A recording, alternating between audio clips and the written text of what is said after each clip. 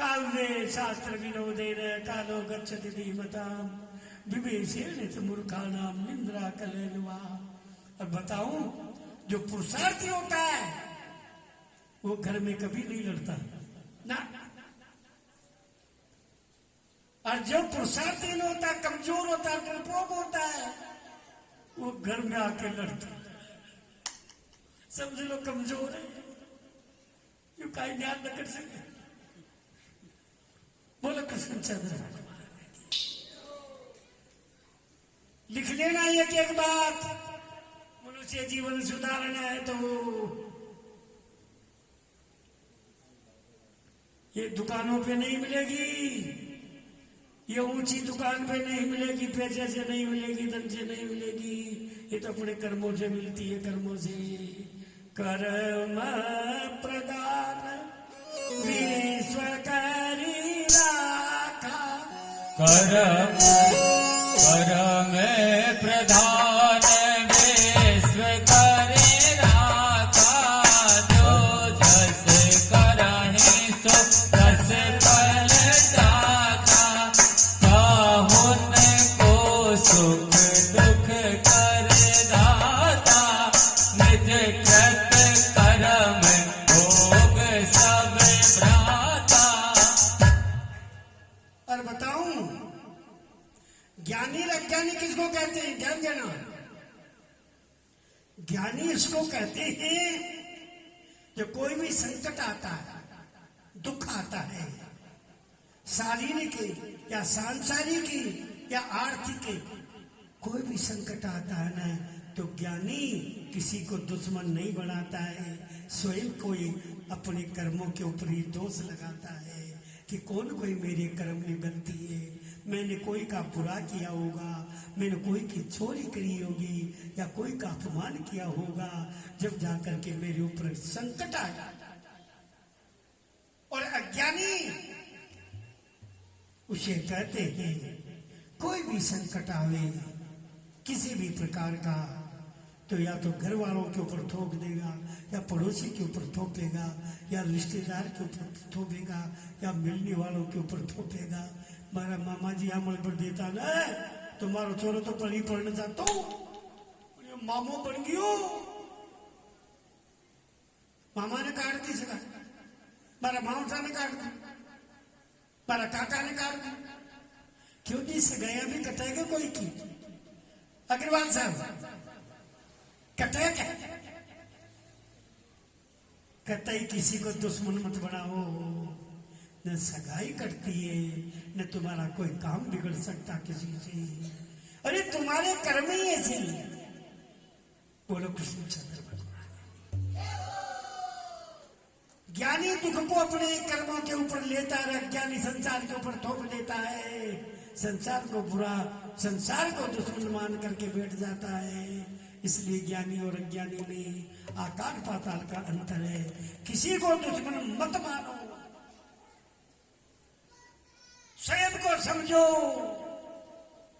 मैं क्या हूं, मैं क्या कर रहा हूं, मेरा स्वभाव कैसा है, मैंने जीवन में आकर के कौन सा सत्कर्म किया, कौन सा पुण्य किया, कौन से कोई दूसरे की कितनी भलाई करी मैंने, कितनी सगाया कराई मैंने, कितने गरीबों की सेवा करी मैंने। हिसाब लगाओ अपनी दुकान का, फिर बात करना दूसरे की।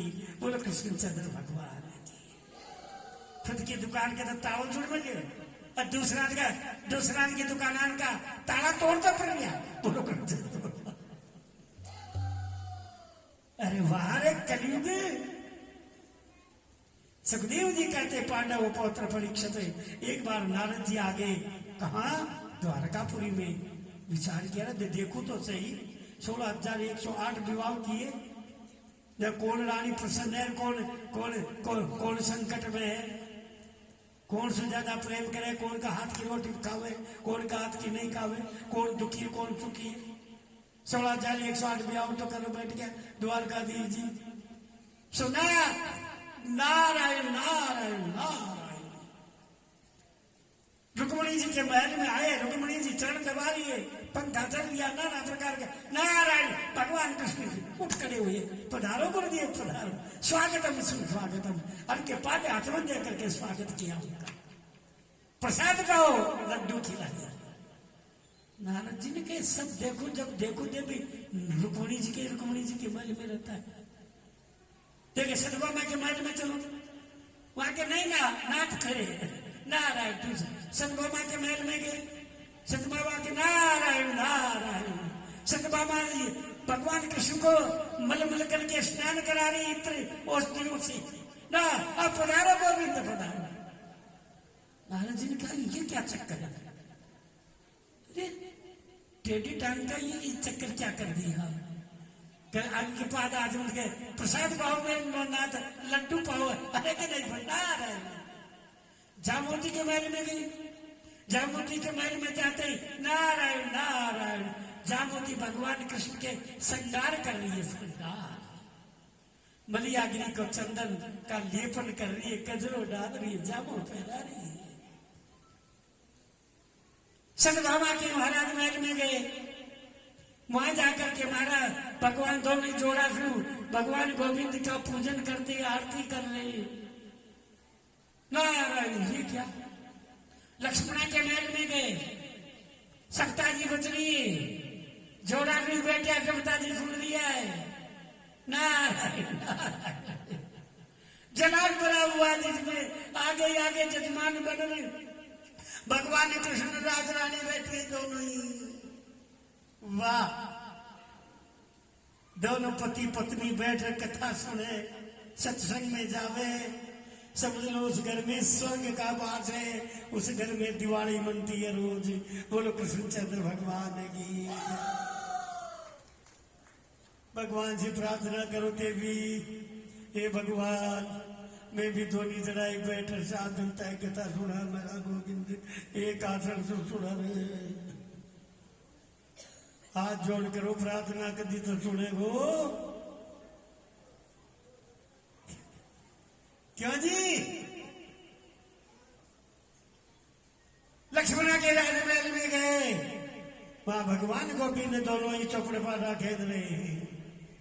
किसी के महल में गए, दोनों ही भगवान कृष्ण और लक्ष्मी साक्षात गौ सेवा कर रही है। किसी के महल में ब्राह्मणों को दक्षिणा दे रहे, तिलक निकाल करके। भगवान तो तिलक निकाल रहा, लक्ष्मी जी निकाल अपना फर्श में।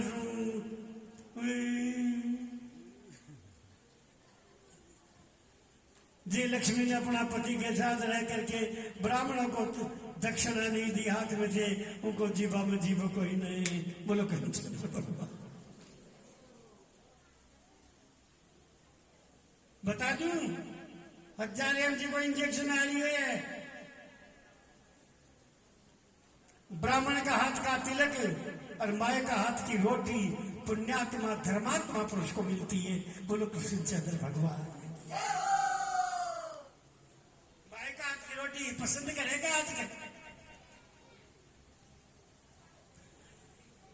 ज्यादा नहीं कोई, ये पवित्र मंच से ज्यादा नहीं कहूं बात। सुखदेव जी महाराज कहते, पांडव पौत्र परीक्षित जिस भी महल में गए, किसी महल में चौपड़वा से खेल रहे, किसी में कथा सुन रहे, किसी महल में शास्त्रों को संभाल करके रख रहे हैं, किसी महल में जोड़े से सारे शास्त्र शस्त्र तो मुसंडी तलवार सबको सवार रहे, गौ सेवा कर रहे। किसी में संतों को भोजन करा रहे हैं, किसी में संतों की चरण धो रहे हैं। नारद जी तो अक्का बक्का हो गए कि ये बात क्या है। सत्य महाराज रुक्मणी जी के राजमहल में आकर के नारद जी कहते, धन्य हो गोविंद धन्य। मैं आपकी माया का पार नहीं पाया गोविंद, मुझे क्षमा कर देना गोविंद, क्षमा कर। शेष महेश सुरेश दिनेश जाई निरंतर गावे, ताई अनंत अखंड अछेद भवेद सुवेद बतावे। नारद से युग व्यास रटे, पची हारे तऊ पर न पावे। आई अहीर की छोवरिया छचिया भर चाचा पे नाच नचाओ। जिन गोविंद की माया को पार नारद जी नहीं पा सकते, सुखदेव जी, भगवान शंकर ब्रह्मा जी नहीं पा सकते, तुम और हम क्या पाएंगे। सुखदेव जी कहते एक बार भगवान कृष्ण के पुत्र खेलने के लिए जंगल में गए। वहां जंगल में जाते जाते एक कुआं है, प्यास लगी, कुएं के ऊपर गए ना, तो कुएं में देखा जल तो है नहीं, और एक गिरगिट पड़ा हुआ बहुत बड़ा। बालकों ने जाकर के द्वारकाधीश जी से कहा, कहते पिताश्री कहा, अरे हम जंगल में गए, पानी तो नहीं था कुएं में, एक जाना क्या पड़ा हुआ। अच्छी और कहा। भगवान कृष्ण दूसरे दिन गए, वहां जाकर के देखा तो गिरगिट पड़ा हुआ। गिरगिट को देख करके भगवान कृष्ण ने अपने दुपट्टे से गिरगिट को कुएं से निकाला। गिरगिट को जब जो ही निकाला तो निकलते ही भगवान कृष्ण के दर्शन करके गिरगिट तो रूप अंतर ध्यान हो गया और पुरुष का रूप धारण हो गया, राजा बन गया। भगवान कृष्ण ने कहा तो गिरगिट था कि नहीं मेरे नाथ, ये आपकी कृपा हुई, आज आपने मेरा कल्याण कर दिया। तो तू बता सही कौन है तू? क्या आपने कभी राजा नरक का नाम सुना है क्या? सूर्यवंश में मैंने गाय बहुत दान करी, पृथ्वी की गिनती कड़कड़ की गिनती हो जावे, लेकिन मैंने गाय इतनी दान करी है, तो फिर भी तू गिरगिट क्यों बना? इतनी गाय दान करने वाला तो गिरगिट की योनि में क्यों आया?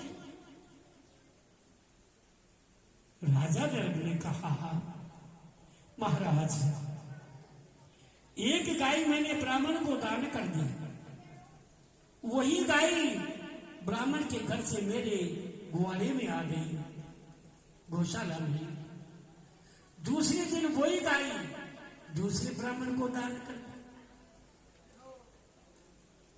तू गाय को लेकर के जा रहा है ब्राह्मण, तो जिसको मैंने पहले दान करी वो कहा ये गाय तो मेरी है, वो कहा जब मैं लेकर के आ रहा हूं।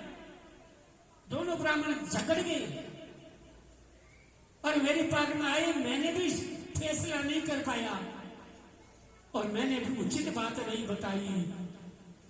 उस गाय के दोबारा दान करने से मैं नरकों में गया, यमराज पकड़ करके नरक में ले गए। नरक की कथा तो मैंने विस्तार से सुनाई है, आपको याद होगी, याद कर लेना। यमपुरी में जाकर के यमराज ने कहा पापी की बताओ क्या क्या कर्म है। चित्र गुप्त जी कहते महाराज ये तो बहुत पुण्यात्मा है, धर्मात्मा है, फिर नरक में क्यों आया? कि इसने एक गाय को दोबारा दान कर देने से नरक में आया है। तो अब इसको क्या दिया जाए? राजा नरक से पूछी, भाई तू पहले पुण्य भोगेगा या पाप? राजा नरक ने कहा महाराज पाप कितना और पुण्य कितना है? कि पाप तो थोड़ा सा की है, एक दो घड़ी गाई, फिर पुण्य पुण्य आनंद ही आनंद है। राजा नरक की बुद्धि ऐसी हो गई कि पहले ये थोड़ा सा का पाप है ना, इसको भोग ले, फिर आनंद ही आनंद करेंगे ठाट से। तो उस पाप के कारण से राजा नरक को गिरगिट बना दिया। गिरगिट कहते हैं ना कन्या क्या को, आपके यहां जाने क्या कहते हैं? कुएं में पटक दिया। अब कुएं में पेट भरना है तो पड़ेगा ना उसको, तो कुएं में जल के जो कीड़े उतरे खा करके वो तो पापी बन गया। पापी होते राजा नरक सूर्यवंशी त्रेता युग से पड़ा हुआ है, आज द्वापर आ गया, खाते खाते इतना पाप बढ़ गया। आज भगवान कृष्ण के दर्शन हुए तो जाकर के उद्धार हुआ। इसलिए दान की हुई वस्तु के ऊपर अपना कोई अधिकार नहीं। लोग कहते हैं दान कर देते हैं, फिर भी कि नहीं मेरी है, मेरे बाप ने करी है, ये जमीन है ठाकुर जी के लिए, मैंने मेरे बाप ने निकाली है, मेरी है, मेरे बाबा ने निकाली, हमारे बंद के नहीं निकाली। अरे निकाली, तेरा अधिकार क्या? तुम नरकों में जाओगे क्या? दान करी हुई चीज के ऊपर कोई अधिकार मत जमाना, नहीं तो लोक परलोक दोनों बिगड़ेगा। भगवान कृष्ण ने ये अपने पुत्रों को क्यों बताया है कि बेटा हो, ब्राह्मणों का कभी धन का हरण नहीं करना चाहिए। अरे जहर के खाने से तो जो जहर पीता है वही मरता है, ध्यान देना। जहर के पीने से जहर का पीने वाला ही मरता है, लेकिन ब्राह्मणों का धन खाने वाला तो पूरा ही परिवार नष्ट हो जाता है। बोलो कृष्णचंद्र भगवान की। इसलिए ब्राह्मणों के धन का हरण मत करना।